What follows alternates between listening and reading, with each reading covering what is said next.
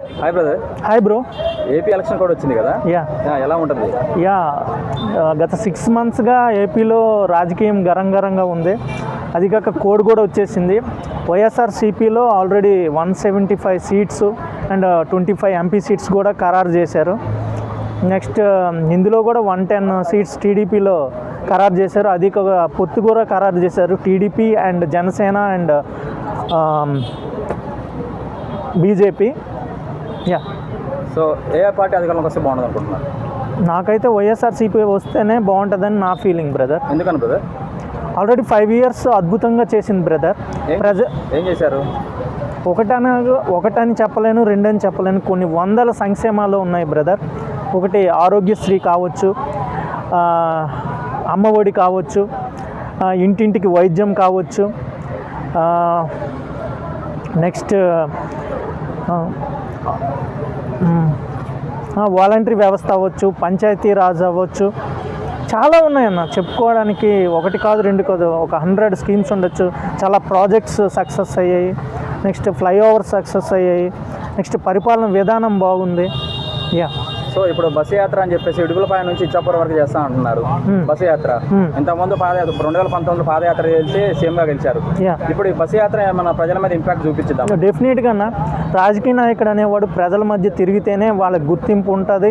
Next వాళ్ళకి vote వేయాలన్న ఆలోచన పుడుతుంది భయ్య. అది లేకపోతే కన్ఫ్యూజ్ ఉంటుంది. అప్పుడు ఎవరికి ఓటేస్తారో కూడా తెలియదు. రాజకీయ నాయకుడు ఎవరైతే ప్రజల్లో ఉంటారో వాళ్ళకే విలువ ఉంటుంది, వాళ్ళకే ఓటు వస్తుంది. ఓకే. 2000 అంటే ఇప్పుడు పవన్ కళ్యాణ్ చంద్రబాబు నాయుడు అలయన్స్ వస్తుంది కదా, వాళ్ళు కూడా మేము కొన్ని స్కీమ్స్ తీసుకొస్తున్నాం, మేము ప్రజలకు ఉపయోగపడే అంటున్నారు. ఒకవేళ వాళ్ళు కనుక వస్తే ఈ స్కీమ్స్ నిజంగా అమలు చేస్తారా? ఆల్రెడీ స్కీమ్స్ అనేవి సక్సెస్ఫుల్గా వైఎస్ఆర్సీపీ సక్సెస్ అయిందన్న. ఒకవేళ వైఎస్ఆర్సీపీ ఫెయిల్ అయితే వీళ్ళు తెస్తామన్న స్కీమ్స్ మీద ప్రజల నమ్మకం ఉండే. ఆల్రెడీ చంద్రబాబు నాయుడు గారి పరిపాలన 14 yearsలో ఎటువంటి స్కీమ్ కూడా సక్సెస్ అవ్వలేదు. అది ఇప్పుడు వైఎస్ఆర్సీపీ అదే పట్టుకొని ఉంటుంది. గత 5 yearsలోనే వైఎస్ఆర్సీపీ అద్భుతంగా సంక్షేమం చేసింది. సో ప్రజల్లో ఇది మైండ్లో బాగా ఫిక్స్ అయిపోయింది. అలనాటి వైఎస్ రాజశేఖర రెడ్డి ఏ విధంగా చేశారో, ఆయన ఒక్క అడుగు వేస్తే ఈయన 10 అడుగులు వేసి అద్భుతమైన పరిపాలన ఇచ్చారని ప్రతి మనిషిలో కూడా జగన్ అనే ప్రభంజనం అనేది ఏపీలో ఉంది భయ్య. సిద్ధం సభలు చేస్తూనే కొన్నిటికి కాంట్రవర్సీ, గ్రీన్ మ్యాట్లు అని చెప్పేసి అంటున్నారు. అది నిజమేనా భయ్య? అన్న ఇక్కడ ఆంధ్ర తెలంగాణలో కొన్ని పోరంబోకులు ఉన్నారన్న. ఒకటి సీమరాజు అనే ఒక ఛానల్ ఒకటి ఉంది. నెక్స్ట్ సెకండ్ ఛానల్ వచ్చేసి మహాసేన అనే ఒక ఛానల్ ఒకటి ఉంది. ఇక్కడ తెలంగాణకు వచ్చేసరికి పేరు మర్చిపోయినా, తెలంగాణలో ఒక ఛానల్ ఉందన్న. ఈ 3 ఛానళ్ళు ఏది ప్రభుత్వం అధికారంలో ఉన్నా ఆ ప్రభుత్వాన్ని దుమ్మెత్తి పోస్తున్నారు. నెక్స్ట్ ఆ సీమరాజు అనే ఒక ఛానల్ ఆయన లక్ష్మీ పార్వతిని కూడా కుక్కని, రోజాని పందని, జగన్ లుచ్చాని చాలా వల్గర్గా మాట్లాడుతున్నాడన్న. ఇది ప్రజాస్వామ్యంలో ఇది కరెక్ట్ కాదు. ఒక రూమ్లో టీవీ పెట్టుకొని స్విచ్ కొట్టి వాళ్ళకి కామెంట్ చేయడం అనేది ఇది నేను ఖండిస్తున్నాను. ఒక సామాన్య ప్రజలుగా ఖండిస్తున్నాను భయ్య. నీకు నచ్చకపోతే ఆయన చేసిన పథకాలు కానీ ఏవి నచ్చకపోతే యూ కెన్ సే దట్. కానీ బాడీ షేమింగ్, వాళ్ళు తిట్టడం అనేది చాలా దారుణంగా ఉంటుంది. మెయిన్ ఆ సీమరాజా అనే ఛానల్ ఆయన ఉన్నాడు, ఆయన చూస్తుంటే ఇరిటేషన్ వస్తుంది. ఒక్క రాజకీయ నాయకుడికి కూడా రెస్పెక్ట్ ఇవ్వకుండా మళ్ళీ వాళ్ళ వైఎస్ఆర్సీపీ కండువా వేసుకొని వాళ్ళనే తిడుతున్నాడు.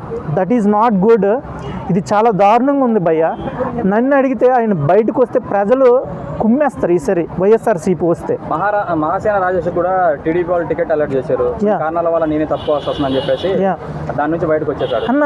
ఎమ్మెల్యే అంటే it's not a normal job కాదన్న. మహాసేన జనసేనకి వాట్ హీ నోస్, అతనికి ఏమొచ్చని 4 మాట్లాడేసి వీడిని తిడితే గొప్ప కాదు. పరిపాలన విధానం అనేది తెలియాలి, ప్రజలకి ఏం కావాలనేది తెలియాలి. నాకే 4 మాటలు వచ్చు, 4గురిని తిట్టేస్తాను అనేది కరెక్ట్ కాదు. ఒకసారి ఒక 10 రోజులు ప్రజల్లో తిరిగి ప్రజలకి ఏ అవసరం అనేది ఒకసారి ఆలోచించి చేసి చూపించమను. అప్పుడు నేను ఎమ్మెల్యే క్యాండిడేట్నే కానీ తప్పుకోవడానికి నేను ఛానల్ పెట్టేసి 4 బూతులు తిట్టేస్తా. బూతులు తిట్టేవాడంతా పోటుగాడు ఏం కాదు.